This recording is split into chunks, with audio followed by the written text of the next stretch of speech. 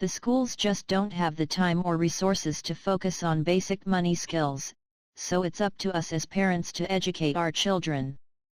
We have to teach by example. If our children see us spending money on credit cards, they think that the little plastic card is all you need to get your heart's desire. We need to show them that the little plastic card produces a bill each month that must be paid. Pay it in full so they can learn the habit early. Some people are hesitant or refuse to involve their children in their financial affairs up to a certain age.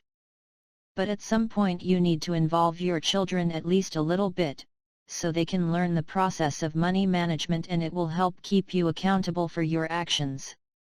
Having to explain your frivolous purchases to your children can quickly alter your own habits. Your ultimate goal is for your children to be better off than you are. If you don't teach them about how to manage money, they could easily become worse off in their adult years. Don't burden them with ignorance.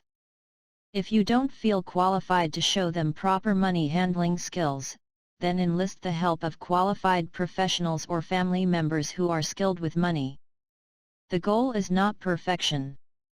It's basic education and hopefully preventing the already catastrophic credit card debt from spilling over into the next generation. One example of teaching money management within the home was set up by the Dilley family. They had sextuplets several years ago, and learned a way to teach their children good behavior and money management at the same time. The kids earn Dilley Dollars for doing their chores and good behavior. The dollars are redeemable for video game time or can be converted to real money, 50 cents real money for every Dilley Dollar, which can spend on real things. The kids are taught to save some of it and they learn to appreciate what it takes to make money in this world. Whatever system you come up with, stick with it.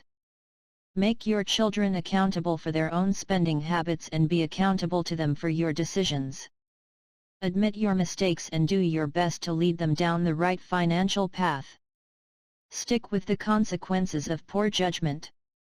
Of course you are the parent and make the final decisions, but the more you can involve them in the money processes of your household, the better off they'll be when they step into the real world on their own.